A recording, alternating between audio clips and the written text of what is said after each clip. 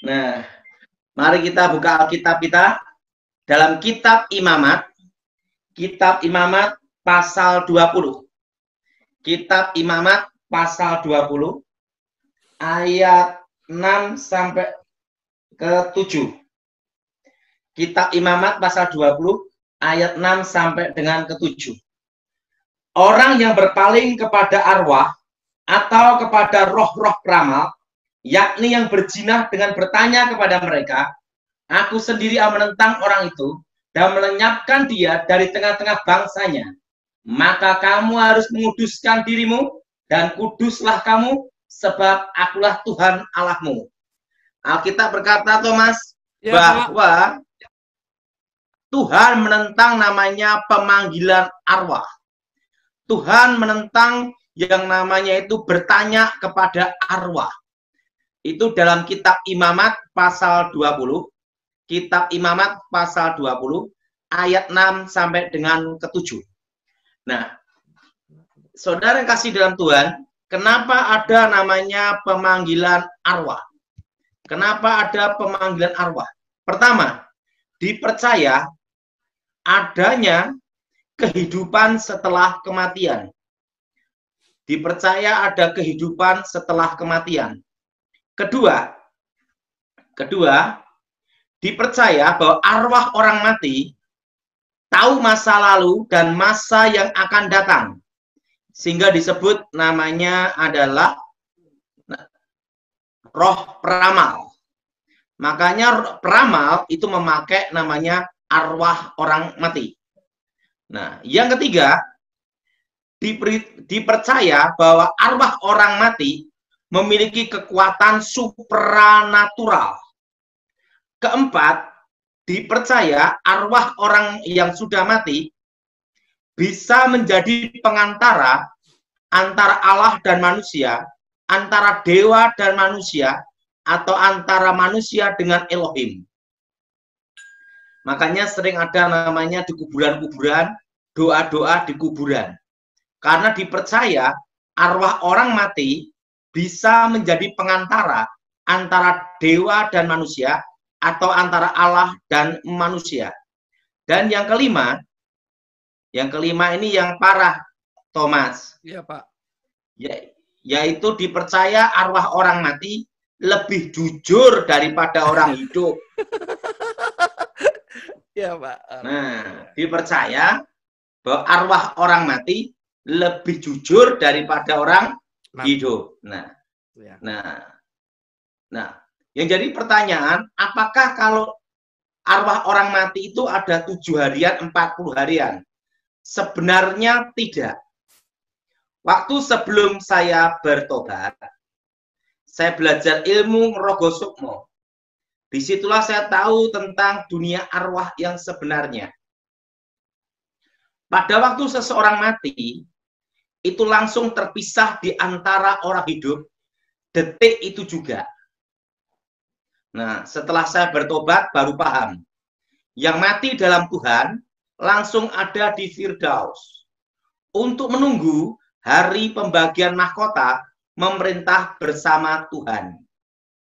Dan yang tidak dalam Tuhan, atau yang mati bunuh diri, langsung ke dunia orang mati, dunia arwah, yang disebut namanya dunia bawah.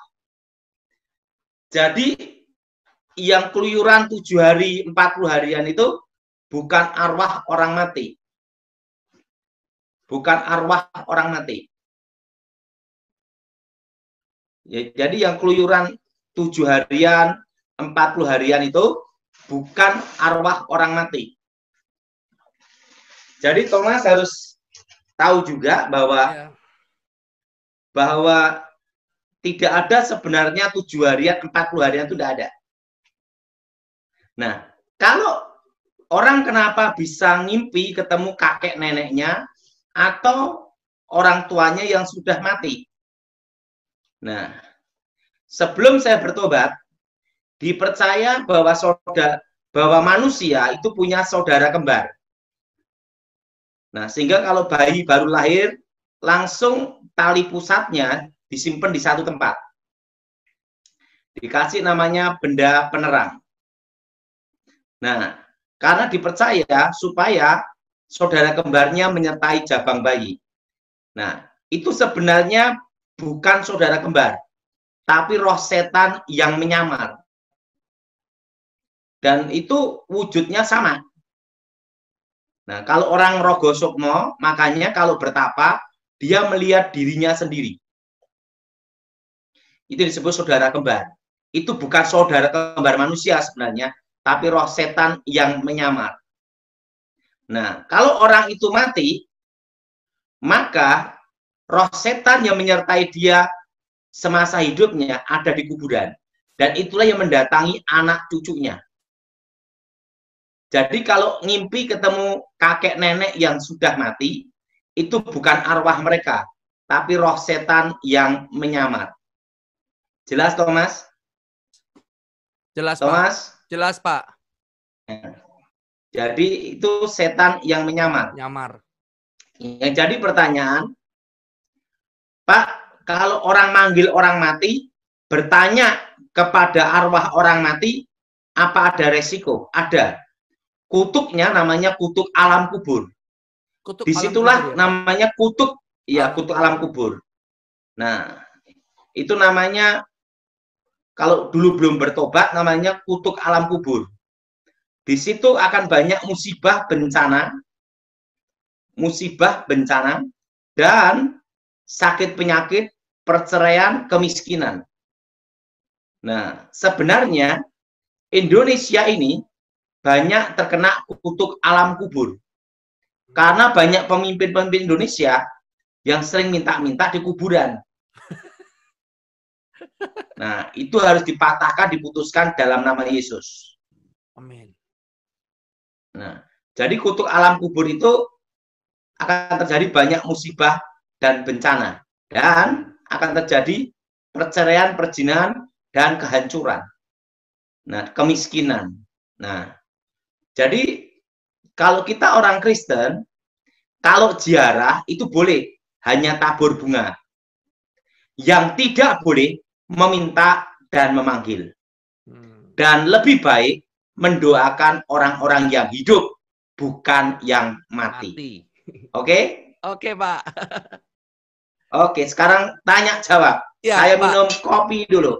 Oke, sama Pak ya. Kita juga minum kopi dulu, Pak. JJ Royal yang luar biasa. Pastor Daud, bagaimana kalau misalnya berarti orang yang sudah meninggal, kalau kita hanya terus kita peringatin 7 hari, 14 hari, 30 hari, itu boleh dikatakan tradisi ya Pak? Bukan berarti kita mengenang dia pergi setelah 40 hari, baru arwahnya ke surga, itu pasti tidak ya Pak? Pertama ada tradisi, kedua ada kepercayaan sugesti. Gitu. Tapi itu tidak boleh. Nah Pak, kalau diganti persekutuan memuji menyembah Tuhan, boleh enggak? Saudara, semua hari yang dijadikan Tuhan.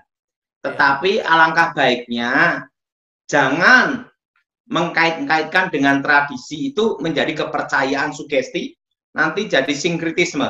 Amin. Oke Pak.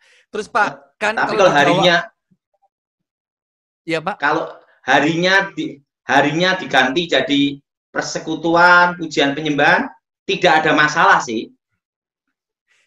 Terus kalau masalah jalangkung tuh Pak, ilmu jalangkung yang memanggil arwah pakai botol itu kan Pak, sehingga rohnya itu berkata-kata, itu bagaimana Pak? Itu kalau botol itu lain lagi. Kalau jalangkung itu pakai media seperti gini, ya. Gini, pesan gini. Nah ditulis gitu. Itu kalau zaman dulu kan mainan anak-anak itu. Betul Pak. Itu ada kuasanya nggak Pak? Itu ada yang pakai kayak model boneka-bonekaan, ada ininya gini itu. Iya, betul. Nah, tapi saya dari kecil tidak suka main itu. Tidak suka ya Pak? Karena itu kan tidak suka, karena itu mainan anak-anak aja. Nah, karena dulu sebelum saya bertobat, langsung bisa ketemu setannya. Ngapain cari jalangkung gitu. Ngapain cari jalangkung ya Pak? Okay. Nah, itu roh setan menyamar. Yang terlibat jalangkung itu terkena kutuk alam kubur. Kutuk alam kubur ya Pak ya? Ya. Nah Pak, itu harus dibatalkan dalam nama Yesus. Dalam nama Yesus ya Pak. Nah, pertanyaan lagi Pak. kalau seseorang sudah minta kuasa, minta pasti sembahyang ke kubur, kalau nggak sembahyang kubur nanti bisa anak cucunya itu sial atau terkutuk, bagaimana tuh Pak? Justru kalau yang minta ke kuburan itu Alkitab berkata Tuhan sendiri yang menentangnya. Justru Gitu ya, kalau kita tidak minta arwah-arwah orang mati, tidak manggil-manggil arwah orang mati, justru kita tidak kena kutuk, tapi kita diberkati Tuhan. Amin. Amin. Haleluya. Kalau kita orang Kristen hidup dalam Tuhan, tidak bisa kena kutuk itu. Karena ada nama Yesus berkuasa dalam hidup kita.